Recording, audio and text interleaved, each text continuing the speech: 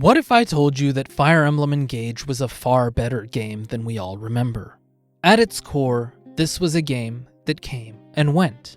We enjoyed it while it was in its craze, and forgot about it once everything was said and done. But one thing that we've forgotten is how good this game actually was, and how much we appreciated some of the elements that existed within it. Sure, the game has a simple story, lighter tone, and more superficial characters, but none of that is necessary for creating a game that's just plain fun to play. And this one isn't just fun, it has what is probably some of the best gameplay in the series.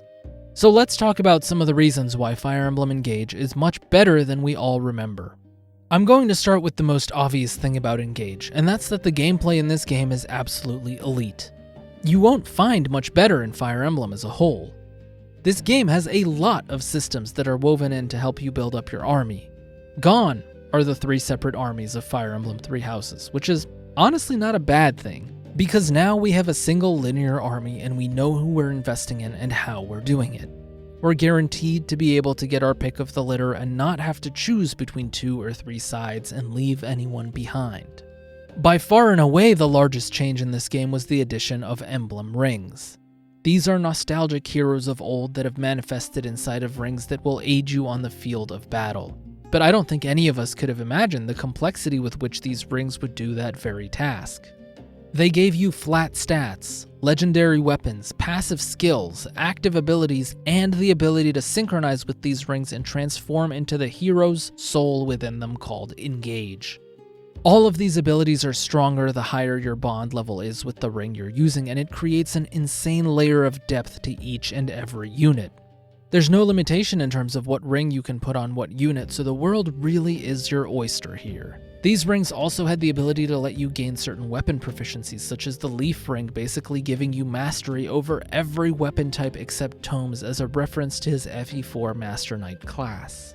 This was really great because even though we only got one specific unit from each game, and that unit was generally a popular lord from said game, it integrated some nice references from those worlds to bring into this one. This game was probably a delayed 30th anniversary game with all those heroes featured, and I think there's something to be appreciated about it when it comes to combining the old and new and integrating it into completely new game mechanics. The Emblem rings, of course, all brought in a specific playstyle that made your units feel drastically different. Want your low-move general to rapidly traverse a map? Use Emblem Sigurd on him and sprint through the entire map with the movement boost. Want to make a Juggernaut out of any unit? Just give him Ike. Want to make a Master Support Mage out of a unit? Give them Micaiah, and the list goes on and on. This helps you hyper-specialize your units any way you want, or giving a unit multiple roles and patching up their weaknesses with a combination of stats and abilities. This in turn then translates into direct strategic impact on map decision making and different ways for you to come across and clear those maps. When do I pull the trigger on my Engage? When do I use the skills? Who do I put what ring on for the best outcomes on this map? The DLC expansion also added Emblem bracelets, which were looked down upon by a lot of people for ruining the balance of the game since you could get them very early. But those maps were fairly challenging in and of themselves, which made you earn it. I think the game could have stood alone without it, but if you want to hear my opinion on the DLC, I have an entire video dedicated to it on my channel that I'll leave a link to below. Of course, with these rings comes the skill system, which we all know too well from the prior games, but with a twist. You have your personal skills that we're all used to having on each character, even though these were pretty lackluster as a whole, but now you can inherit any skill you want off an Emblem ring as long as you have enough SP to do it. In the early days of the game release, SP was very hard to come by, and by the end game you'd only have enough SP for one major skill and maybe a minor sub-skill. A lot of the skills were far too expensive to even think about inheriting without some level of infinite grind, and the game's difficulty was balanced around that, which was really, really good. Nowadays, of course, we have access to far more SP than we know what to do with after the free updates they gave us. But reminiscing about the past and being able to choose to play without them is also something you can still do. Engage also gave us back the forging system that we had in Shadows of Valentia. I'm usually a big supporter of weapon durability, which I know can be a contentious matter in the community. But if you're going to give me a forge where my weapon investment is very expensive, then yes, I'd rather the durability be removed like it is in this game because it makes the weapon feel a lot more personal. And it also rewards my vertical investment in it. I really liked this system because it felt like the balance around it was perfect, but it also let you sneak into a higher tier weapon if you invested properly early on in the game. The only critique here is that a lot of the chains are boring and less fleshed out. Basically all the ranged weapons, and all of the forged weapons end in generics. You can't forge special high tier weapons whatsoever, which I think would have been a great addition to this. I'm also going to talk about this here since it's very weapon adjacent, but engraving weapons in this game was fantastic. You basically get to give the weapon a blessing of sorts to modify its stats, but you only get to assign that blessing to one weapon, and vice versa, only one blessing per weapon as well. But it does allow you to really make these weapons your own and make them quite unique. You unlock these engravings as the story goes on, and you unlock more emblems, but this is definitely a combination of systems I absolutely adored and would love to see them come back in the next game. This game really knows what it wants to be, and from a strictly strategic RPG perspective, all of the systems that are added in really want you to manage your resources appropriately to then take it into the battles with you. The map design is a lot tighter and had much more engaging objectives than what we got in Three Houses. I can't go through each one, but just a simple example is the map halfway through the game that just simply pulls the rug out from under you and takes your rings, and that was just phenomenal to play through and work around. If you didn't see it coming, you were kind of screwed because you couldn't prepare for it, but it wasn't something impossible for you to clear. If you did prepare for it and used your resources properly to inherit skills in the early game, then yes, it makes it slightly easier, but the map remains somewhat challenging.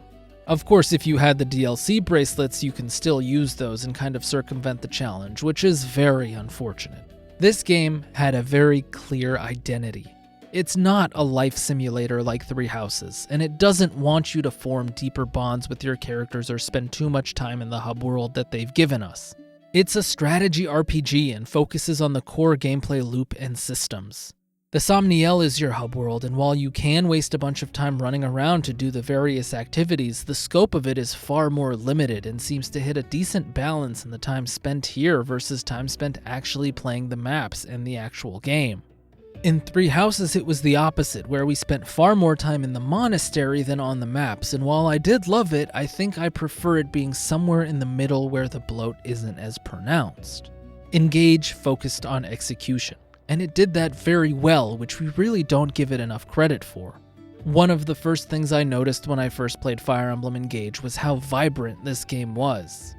Coming off of Three Houses, which had a lot more dull colors and tones, Engage was extremely colorful. The characters, art, background, and settings were all much brighter that it actually reminded me a lot of the GBA Fire Emblem era, which had sharper colors overall. I really like this because not only does it make the characters pop, but it makes the world around you just plain prettier to look at and experience.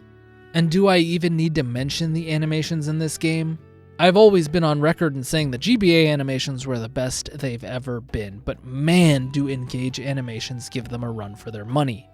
Whoever did these animations, bring them back for every game. Hire them permanently, give them shares in intelligent systems, but keep them on board for the love of God. I genuinely love these animations. So yeah, I think there are a lot of things that Engage does that we don't really realize until we look back at them specifically. Its release relevance was marred by a story that I personally think was mediocre and a cast that wasn't as memorable to me as other casts, and I think that weighs it down, especially in the court of public opinion. But we can't let that distract us from the things that the game did do very well, because at the end of the day, we won't always come back to reread the story, but we may certainly replay the game for the gameplay, and when that happens, Engage holds up extremely well. Thank you all for watching, and if you enjoyed this video, definitely leave me a hype and a like, and subscribe for more Fire Emblem content. I've been on a roll lately, and I hope to keep things going all the way until we finally get some Fortune's Weave information. Let me know if there's a topic you'd like me to discuss in the comments below, and of course, your opinions on Engage, and I will see you all in another video very soon. Peace.